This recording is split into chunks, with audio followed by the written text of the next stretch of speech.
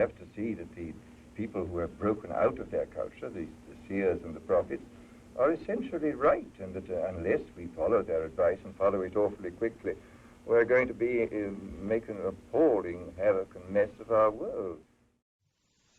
2 decades have passed since the American anthropologist Peter First characterized shamanism as a Pangean religion of extreme antiquity, extending at least 50 millennia into our past. In the Ghost Dance, The Origins of Religion, fellow anthropologist Weston LaBarre proposed as much, offering elaborate details. Both First and LaBarre acknowledged the fundamental importance of the innovative work of R. Gordon Wasson in the formulation of this astonishing insight. Wasson, a banker and pioneering ethnomycologist, devoted his life to documenting the survival of shamanism, to exploring a unified field theory of the connection between shamanic ecstasy and religion. Wasson summarized this revolutionary discovery with disarming simplicity. Shamanism is the convenient name that we give to the religious experience of the Stone Age, and its key is ecstasy, rapture.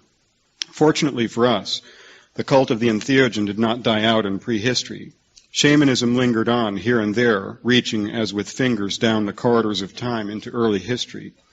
I suggest that it survives to this day in the secret rites of the divine mushrooms in Mesoamerica.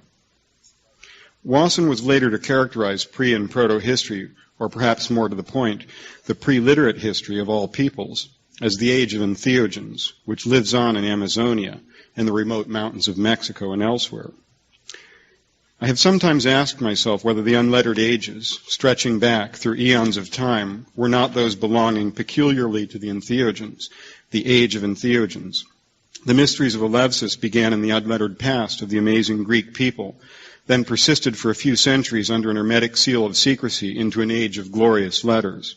The Soma of the Vedic hymns knew its heyday before the Aryans learned their letters, but it disappeared with the coming of the alphabet.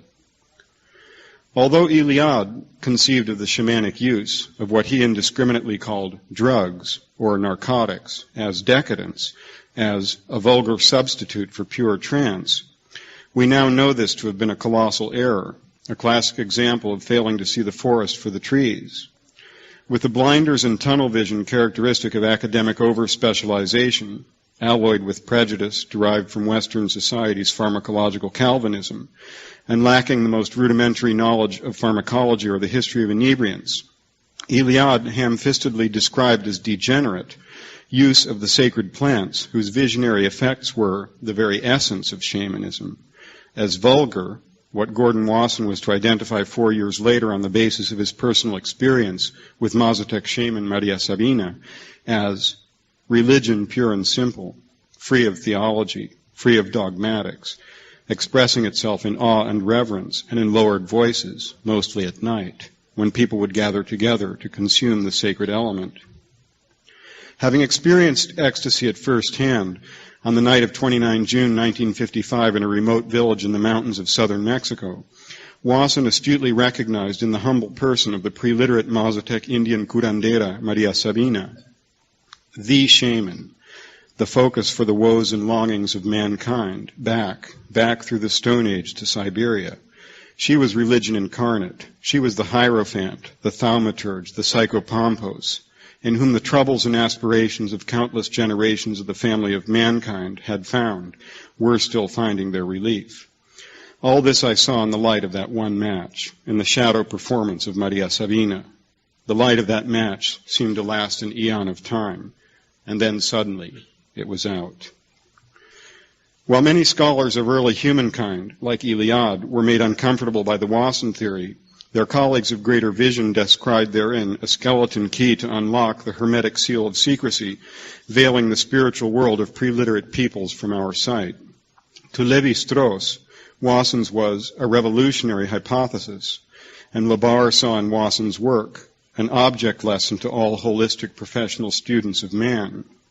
LaBarre explored Wasson's nexus between entheogens and shamanism, and between shamanism and religion in his monumental The Ghost Dance. With the passing years, the Wasson theory has become so widely accepted by specialists as to be considered beyond serious dispute. Shamanism is the earliest manifestation of culture, the shaman the first professional and precursor of the priest, physician, musician, and every artist alike. Visionary ecstasy is the primal heart and soul of shamanism and religious revelation, and the use of entheogenic plant sacraments is the most archaic, fundamental, and Pangean, or universal, not to mention effective technique for the induction of shamanic ecstasy. There could be no more appropriate designation for our millenary preliterate past than the age of entheogens.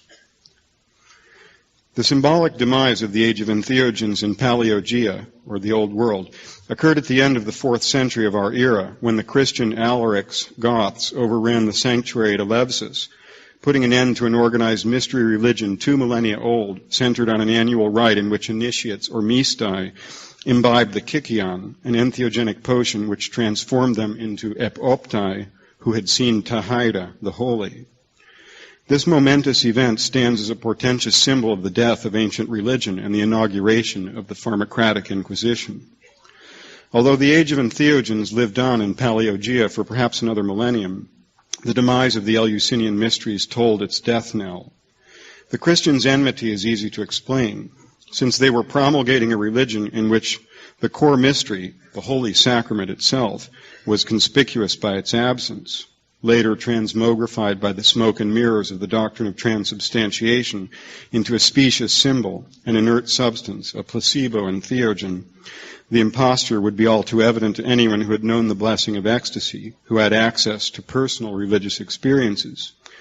Thus, a concerted attack on the use of sacred inebriants was mounted, and the supreme heresy was to presume to have any direct experience of the divine, not mediated by an increasingly corrupt and politicized priesthood.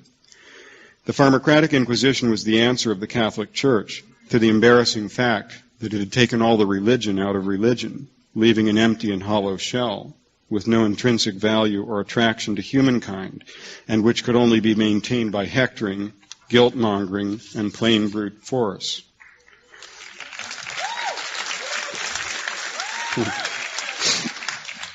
While the world was to endure an incredible profusion of pogroms and organized and unorganized inquisitions throughout the millennium aptly characterized as the Dark Ages, directed here against vestiges of pre-Christian pagan philosophy, there against rival faiths like Judaism, Manichaeism, Islam, or the nascent stirrings of science and rationalism, there existed continual and vigorous pressure against ecstatic religions and practitioners of traditional herbal lore. Thus, diviners, healers, and midwives, exponents of the shamanic arts, were dragged to the stake among the Jews, Manichaeans, Muslims, alchemists, political dissidents, epileptics, criminals, harridans, business rivals, and anyone else whose misfortune it was to become a scapegoat for any problem. The witch's garden was plowed under by an evil force, which conceived of human beings as sheep and used their bodies to fuel the fires of ritual purification. By the advent of the 16th century, Europe had been beaten into submission, shamanic ecstasy virtually expunged from the memory of the survivors, and the shamanic pharmacopoeia all but forgotten. The age of entheogens yet lived on in Neogia, or the New World. However, and European seafarers abruptly came face to face with their own pagan heritage, with people having direct experience of the divine, mediated not by ignorant priests, but by a bewildering array of entheogenic plant teachers. Troubled churchmen uneasily saw in this a diabolical parody of their cherished Holy Communion, blissfully unaware of the fact that it was rather their own placebo sacrament that was a decidedly unholy parody of humankind's immemorial communion with sacred plant teachers. We might date the advent of the pharmacratic Inquisition in Neogia to 1521, when Cortés' ragtag band of outlaw conquistadores established dominion over the Aztecs, consummate virtuosos of the entheogenic arts and sciences. On 19 June 1620 in Mexico City, the Inquisition formally decreed that use of shamanic inebriants was heretical. It bears witness to the sincerity and integrity of the Mesoamerican Indians that they continued to commune with their traditional sacraments in defiance of this decree, braving torture and hideous execution. Over the next 265 years, there were at least 90 autos de fe for use of peyotl or peyote, and numerous autos de fe involving teonanacatl, the sacred mushroom, and ololiuqui, the holy morning glory seeds. The Inquisition eventually ran out of steam, failing to extirpate the use of plant sacraments in Mexico, but succeeding in driving this underground. Nevertheless, Protestant missionaries have continued the Pharmacratic Inquisition with undiminished zeal, like their Catholic predecessors, blissfully ignorant of any irony involved. As one missionary noted, and I quote, "The partaking of the divine mushroom poses potential problems in relation to the Christian concept of the Lord's Supper, to say the least." Contemporary prohibition of entheogenic and other psychoactive drugs dates from 1 March 1915, when entered into force the Harrison Narcotic Act. Although the Constitution itself had to be amended to prescribe alcohol, the U.S. Supreme Court in 1919 upheld this federal statute prescribing narcotics and the arrogation of broad federal police powers in the matter of dangerous drugs. The concept has achieved the status of tradition in the United States, which has exported its anti-drug crusade worldwide.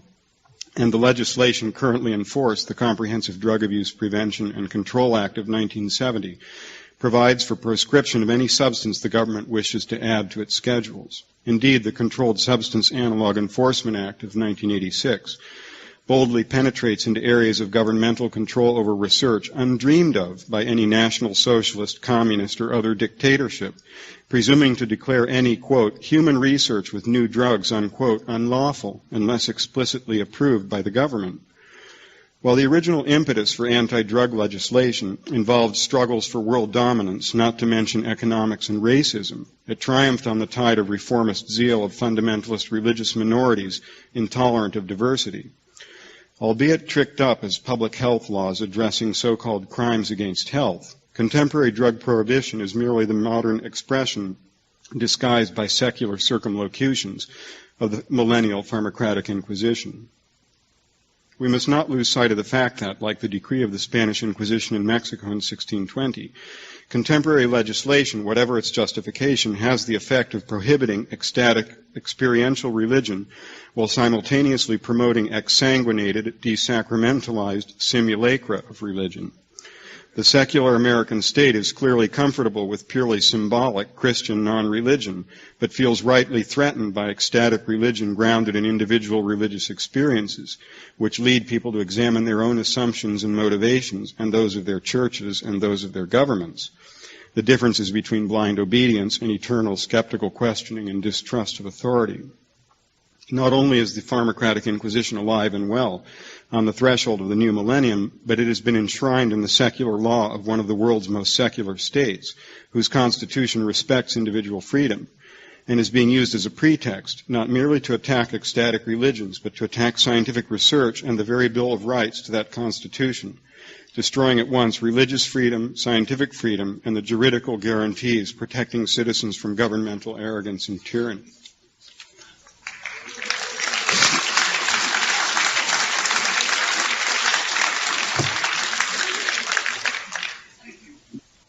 In history, as in physics, in the millennial struggle between governmental tyranny and human rights, no action is without an equal and opposite reaction. The reaction to the Pharmacratic Inquisition was the entheogenic Reformation. I take you to the rainforests of West Africa and present-day Gabon, where in the mid-19th century the Fang people were observed to use an entheogenic plant called iboga, Tabernanthe iboga. In response to Catholic evangelism and Protestant missionary activity, there evolved among the Fang a syncretism between traditional use of iboga and Christianity, of which the most prominent manifestation is Bwiti. As Fernandez noted, we have in the eating of iboga a Eucharistic experience with similarities to Christian communion. Members of Bwiti practice communion employing iboga instead of bread. Some of the more Christian branches speak of iboga as a more perfect and God-given representation of the body of Christ. Bwiti revolves around dynamic reinterpretations of biblical myths, with the story of Adam and Eve, the tree of life, and the tree of the knowledge of good and evil, which is, of course, iboga, the Christian Trinity, and the deluge being prominent. Giorgio Sammarini, who will speak here, one of the first outsiders to be initiated fully into Bwiti in Gabon, quoted a remark by a Bwitist establishing the place of Bwiti in the entheogenic Reformation. We are the true Christians. The Catholics have lost the way that leads you to Christ. The missionaries who offer us their insipid host and ask us to abandon iboga do not know what they are talking about. Could we ask for a more direct statement of the difference between genuine, experiential, ecstatic religion and a watered-down, exsanguinated simulacrum of religion evoked by a placebo sacrament, by an insipid host. During the French colonial regime in Gabon, especially from 1920 through 40, the missionaries, in league with the colonial government, prosecuted a vicious pharmacratic inquisition against Bwiti, burning temples and murdering its leaders. Nevertheless, Bwiti continued to grow in the face of persecution, identifying with nationalist anti-colonial sentiment, which led to expulsion of the French and founding of the Republic of Gabon, whose first president was a Bwitist. Indeed, Bwiti has achieved the status of state religion in Gabon, where there are 1,000 to 2,000 Bwiti temples. Bwiti is spreading rapidly across borders and bids fair to become, along with Christianity and Islam, one of the predominant religions of equatorial West Africa. Meanwhile, in North America, the entheogenic Reformation was extending its roots into the scorched earth left in the wake of the brutal Union Army raised by Abraham Lincoln to preserve the Union. Having trampled the Constitution into the ground in the course of subduing the Confederate Army, the awesome military might Lincoln had amassed was turned against the hapless indigenous population of the continent. Unlike in Mesoamerica and South America, where bloody conquest was followed by a gradual process of mestizaje, or miscegenation of European and Indian blood, the U.S. government embarked on a final solution, extermination or imprisonment on reservations, which shrank increasingly to approximate concentration camps of the indigenous population in pursuit of a manifest destiny to control the continent. Mexico and the British Crown had already been forced in the 1840s to cede immense territories to the imperialistic government on the Potomac, lands that didn't belong to those governments any more than the rest of the continent belonged to the U.S. government. The Indians fought bravely against superior numbers and arms, then watched helplessly as great chiefs and warriors, whole tribes, were exterminated, watched in stunned amazement as great herds of buffalo, vast roiling seas of large animals, were slaughtered for their skins, the huge meaty bodies which gave them sustenance, left to rot on the dusty prairies. As Labarre detailed in the Ghost Dance movements represent the final catastrophe of Indian cultures in the United States. It was the great Ghost Dance of 1890 which brought down the curtain on traditional Indian shamanic culture. It appears this was a syncretism between ancient northern Paiute beliefs and cyclical renewal of the world and Christian doctrines of the millennium. The futility of even this last desperate attempt to salvage part of their culture became apparent in 1890 when the Teton Dakota Sioux shaman chief Sitting Bull was killed in South Dakota, followed by the massacre of his people at Wounded Knee, putting a sanguine end to Indian resistance to whites.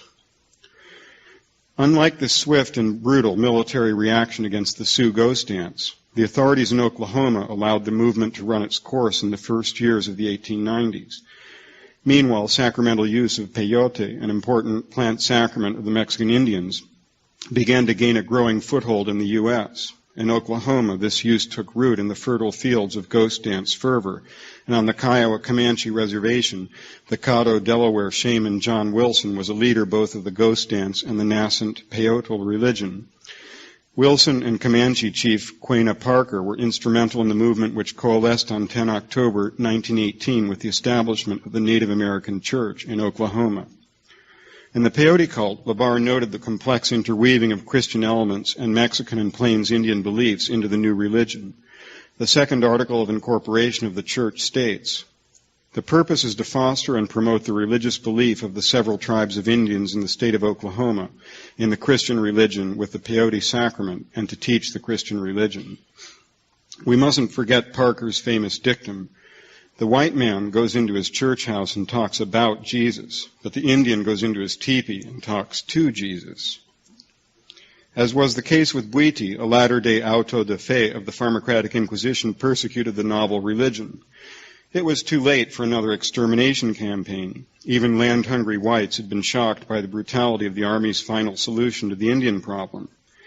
Since puritanical prohibitionist forces had already turned to the ballot box in Congress to wage war on inebriants, peyote was included with alcohol, tobacco, and other inebriants in a general legal campaign against drugs, culminating in passage of the Harrison Act in 1914, the 18th Amendment to the Constitution, and the Volstead Act of 1919, which illegalized alcohol itself, although exemption was made for the watered-down vinous sacrament of the Catholics, that even a target of the prohibitionist zealots. Omer Stewart's peyote religion tells the tale of the attempts to take peyote away from the Indians. Although many battles were lost along the way, now in the courts, the Indians successfully resisted attempts to illegalize peyote religion. The Comprehensive Drug Abuse Prevention and Control Act of 1970 classified peyote and its alkaloid mescaline as illicit drugs, but the American Indian Religious Freedom Act of 1978 specifically protects Indian religion, and amendments to this law enacted in 1994 decree that use, possession, or transportation of peyote by an Indian for bona fide traditional ceremonial purposes in connection with the practice of a traditional Indian religion is lawful and shall not be prohibited by the United States or any state.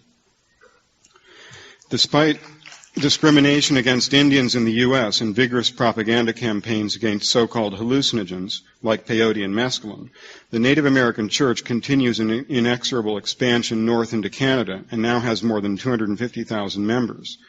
Many tribes admit non-Indians to the Church, and in 1979 the all-race Peyote Way Church of God incorporated in Arizona. The federal government interprets legal exemptions for religious use of peyote in a racist fashion to apply only to Indians or persons with at least 25% Indian blood.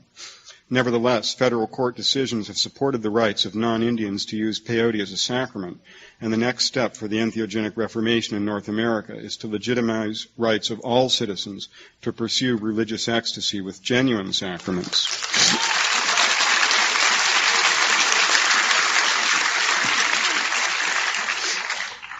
With far less fanfare than accompanied its first manifestations in Africa and North America, the entheogenic Reformation spread quietly in South America for more than half a century before inspiring counterattacks by reactionary forces of the Pharmacratic Inquisition. Starting in the 1920s in the Brazilian state of Acre, syncretic Christian churches began to appear, employing the Pan-Amazonian shamanic entheogenic potion ayahuasca as the host in Christian rituals of communion. Today there are two major and several minor ayahuasca churches in Brazil, the older Santo Daime Church and the more recent but larger União do Vegetal, or UDV.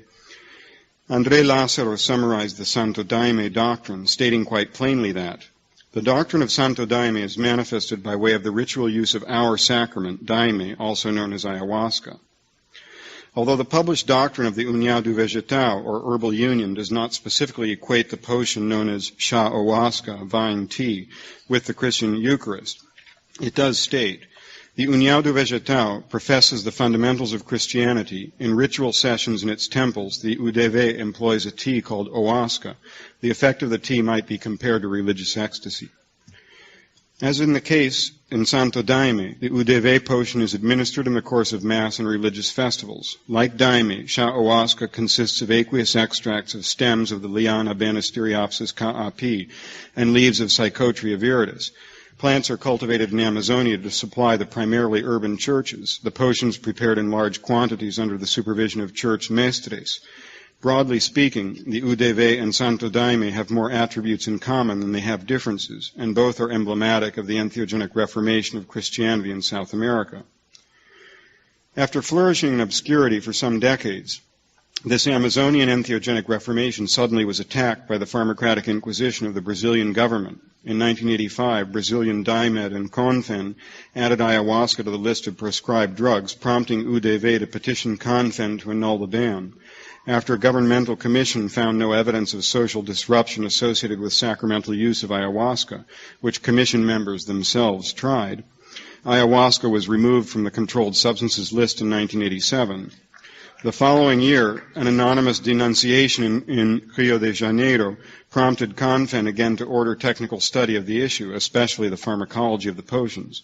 Again, ayahuasca and the churches received a clean bill of health, and Confen accepted the conclusions of the study, which recommended ayahuasca potions, as well as their constituent plants, be exempted from the illicit drugs list, which they summarily were in June 1992. Now legitimized in Brazil, the ayahuasca churches continue a steady expansion. In Europe, ayahuasca masses have been celebrated in Madrid, Barcelona, Amsterdam, Munich, Frankfurt, Berlin, several other large cities. This oft-times commercial activity, the church and Christianity sometimes take a back seat in promotional literature, has now generated negative publicity, and it appears some white shamans may be using the name of the Daime Church as a cover for strictly profit-making activities. On the other hand, Santo Daime temples have been established in European cities like Barcelona. The UDV is less given to evangelism, but UDV pre-nucleos have cropped up in the U.S. and other countries, and the UDV has registered legally as a church in at least 3 American states. Given the current rabid interest in shamanism in the overdeveloped world, these ayahuasca churches have unlimited potential for expansion, assuming they can circumvent the problem of the DMT content of the potions, since DMT is an illicit drug in most countries. It remains to be seen whether European and U.S. residents are genuinely interested in Christian doctrines of Santo Daime and UDV, or are primarily interested in obtaining ayahuasca for their own non-Christian psychonautic shamanic self-actualization. Indeed, many people in the contemporary entheogenic drug scene of the industrialized world consider Christianity to be inimical to the ecstatic state, to be ipso facto the pharmacratic inquisition, finding in shamanism or pagan religions their cynosure. It seems rather that the bulk of my peers in the overdeveloped countries despise Christianity and regard it to be the ecological and theological enemy of the movement, while shamanism, with its emphasis on individual psychonautic vision quests, is the reigning model. It is my impression that contemporary interest in shamanism and entheogens in Western countries is the direct counterpart of the syncretic Christian shamanic movements we have examined in Africa and the Americas, that the so-called psychedelic age and the white shaman movement constitute our version of the entheogenic Reformation. Besides magazines catering to cannabis habitués and users of entheogens, there are now magazines focusing on shamanism. Shaman's Drum, in particular, is a forum for advertisements by tourist operators promoting peyote tourism to Mexico and ayahuasca tourism to South America. It is the transformation of Holy Sacrament to crass tourist commodity occasioned by this entheogenic tourism, which leads me to condemn it in no uncertain terms. In Mexico, within 2 decades of Wasson's unveiling of the shamanic use of sacramental mushrooms, which required 2 years of patient field work in the same village to bear fruit, the mushrooms were being peddled to tourists in the streets by every urchin in that town. Maria Sabina and some of her Mazatec peers even served jail sentences in Oaxaca City for allegedly pandering to the mushroomic tourist trade. As Maria noted, "Before Wasson, I felt that the mushrooms exalted me. Now I no longer feel this. From the moment the strangers arrived, the mushrooms lost their purity, they lost their power, they decomposed. From that moment on, they no longer worked."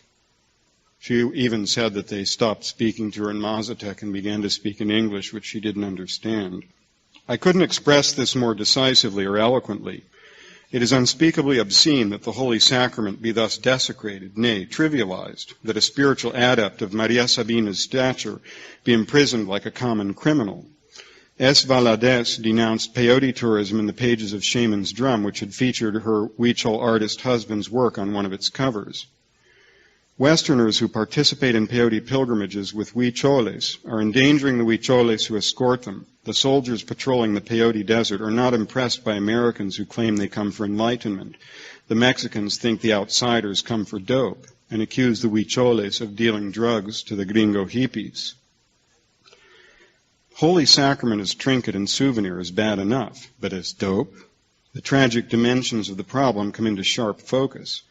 Not only do we profane the sacrament, but we debase the shaman, noble practitioner of humankind's oldest profession, into a sleazy dope dealer at the mercy of the police. And it is a distressingly short, slippery step from the inner sanctum to the slammer. While shamanism may be contributing to the entheogenic Reformation, to the reform of Christianity in Africa and the Americas, there has been a concurrent Christian deformation of shamanism. When Wasson met Maria Sabina, her shamanic rites were already corrupted by Christian influences. Maria sensed her mushrooms before a crude altar bearing cheap, iconic prints of the baptism in Jordan. She said the mushrooms grew where Jesus Christ had spat on the ground. When the holy children spoke to her, it was Jesus speaking, etc. In order that traditional shamanism might live out its last days in peace and dignity, it is imperative that residents of the industrialized world have legal access to shamanic inebriants and ecstatic religions in their own countries. We descendants of Western civilization have just as much right to entheogens as any Huichol or Mazatec or Comanche Indian. Forsooth, we've much more need of them as well. But we've no right to descend on what are, perforce, the least civilized areas of the planet with our money, high-tech gear, and morbid interest in drugs. And if it weren't for the Pharmacratic Inquisition, if we weren't so desperate, I submit, we simply wouldn't. Could there ever be a more damning indictment of the spiritual bankruptcy of our vaunted Western civilization than the fact that it has transubstantiated the sacred fruit of the tree of life, the veritable wellspring of all culture, into scurvy contraband? Could there ever be a more damning indictment of the spiritual bankruptcy of our vaunted Western civilization than the fact that it has transubstantiated the sacred fruit of the tree of life, the veritable wellspring of all culture, into scurvy contraband, made the truth a secret, the logos a dirty word?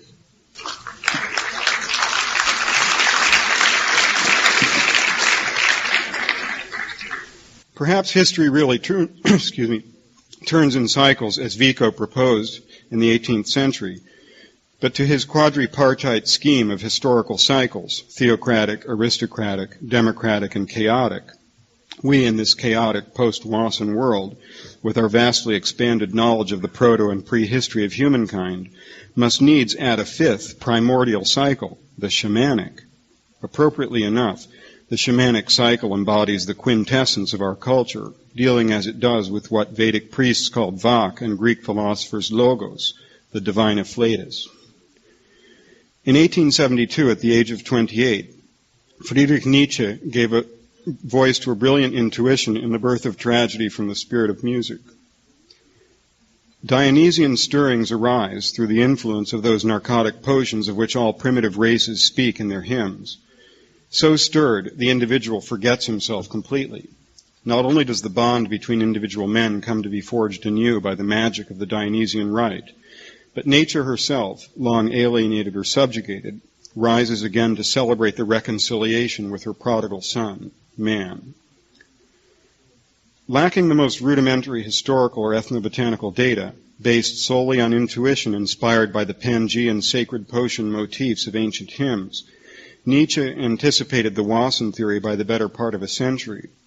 The great German genius conceived of the ancient Greek dichotomy of the Apollonian and Dionysian worldviews.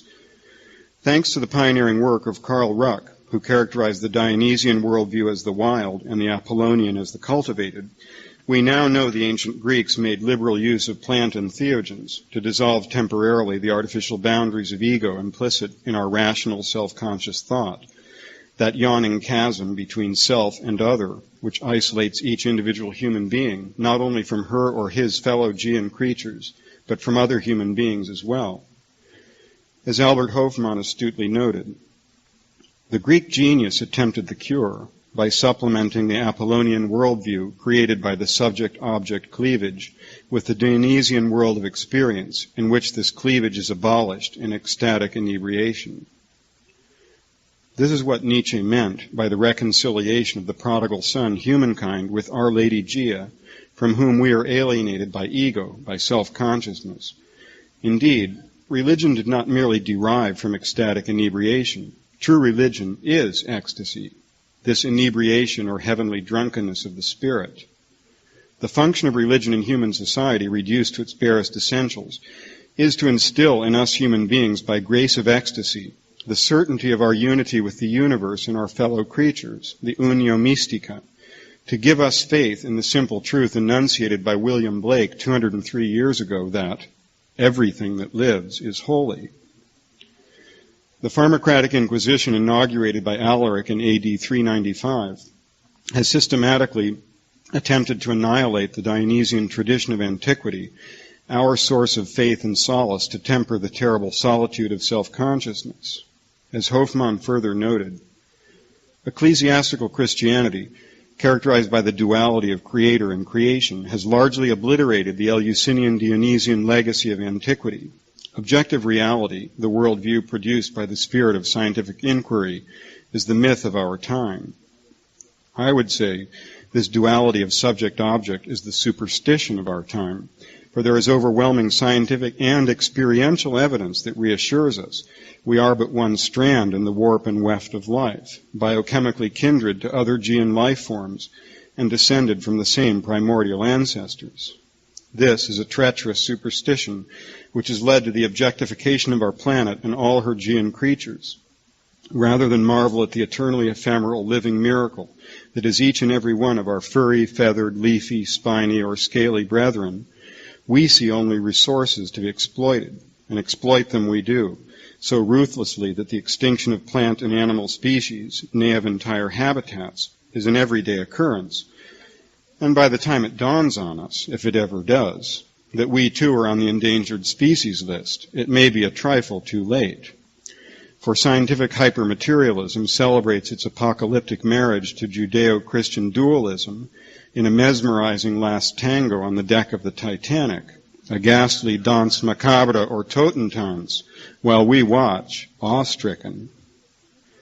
This is where the entheogenic Reformation comes into the picture, restoring to humankind its millennial healing balsam for the lesions of materialism, its traditional key to ecstasy or the withdrawal of the soul from the body, the ineffable spiritual, non-materialistic state of being in which the universe is perceived more as energy or spirit than as matter, Blake's eternal delight, the archetypal religious experience, the heart and soul of shamanism, wellspring of all culture. While Christianity, with its decretum horribile of humankind as a special creation, separate from the rest of the universe and enjoined, moreover, to subdue and dominate the planet with this disastrous core superstition and all of the cataclysmic ecological destruction it has wrought, seems particularly evocative of the entheogenic Reformation. There is some evidence for a sort of archaic revival in parts of the world that have largely escaped the bane of Christian evangelism. The classical scholar Mary Barnard commented on the work of Gordon Wasson. Looking at the matter coldly, unintoxicated, and unentranced, I am willing to prophesy that 50 theobotanists working for 50 years would make the current theories concerning the origins of much mythology and theology as out of date as pre-Copernican astronomy. Although those who might call themselves theobotanists, or perhaps more appropriately entheobotanists, number fewer than 50 worldwide, and we yet have nearly 2 decades to go, I would say Barnard's prophecy is on a sure footing. Wasson declared in 1986, just before he died, that we are well beyond the stage of hypotheses, and 4 years later I referred for the first time to the Wasson theory of the genesis of religions in ecstatic states, provoked by entheogenic plants, comparing Wasson rather to Charles Darwin than to Copernicus. Just as Darwin's theory of natural selection provided a natural mechanism to explain the historical fact of evolution, Wasson's theory suggested a natural mechanism to explain the historical fact that strikingly similar religious concepts arose independently in diverse parts of the terraqueous globe in proto-history, having certain Pangean motifs relating to ecstatic communion with the entheogens, the use of which has likewise been shown to be common virtually to all cultures studied, of the axis mundi, or world tree, tree of life, tree of the knowledge of good and evil, etc., with its sacred fruit, of communion with the sacrament, of the soul's separability from the body, of the other world. Just as a few fanatical believers in one or another religion to this day refuse to accept Darwin's theory of evolutionary mechanisms in spite of the overwhelming evidence in its favor, so fanatical believers in one or another religion may refuse to accept the Wasson theory, however much evidence we entheobotanists might adduce in its favor.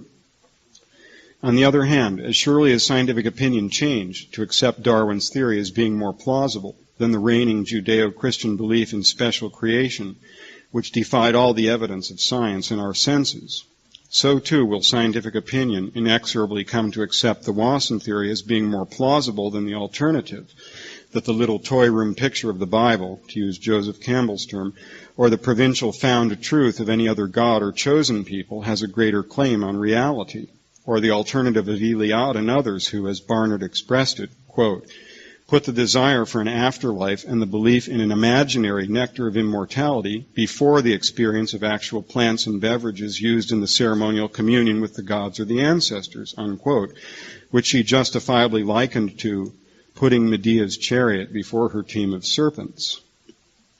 I will venture to make my own prophecy even more polemical than Barnard's. Assuming, which is by no means assured, that our civilization survives another millennium, Christianity and such like symbolic dogmatic religions will prosper only by forsaking the pharmacratic Inquisition and embracing the entheogenic Reformation with open arms.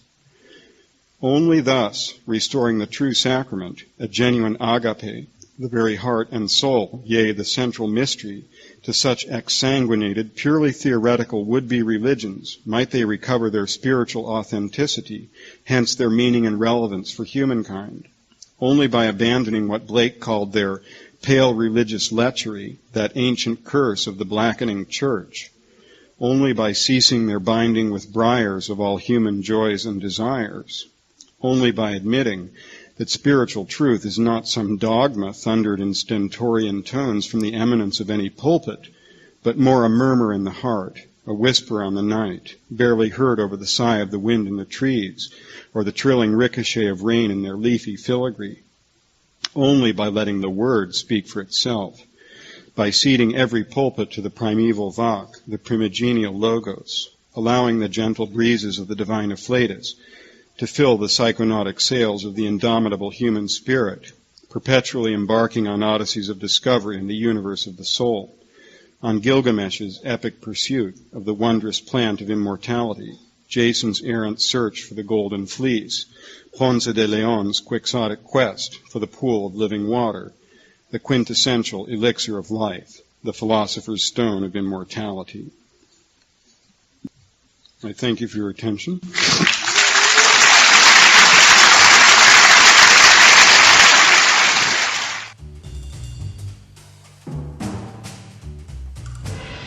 (1943). War rages across Europe. In the neutral confines of Switzerland, chemist Albert Hofmann is hard at work at the Sandoz Pharmaceutical Company's Basel laboratory. While searching for a cure for migraine headaches, Hofmann accidentally ingests a minute amount of an experimental substance that would change both his life and the world, LSD-25. Many would come to view it as a spiritual antidote to the atom bomb. Before the decade is over, Sandoz has sent Hofmann's discovery to researchers and psychiatrists all over the world for testing. Research projects spring up in such places as Canada, the US, England, and Czechoslovakia.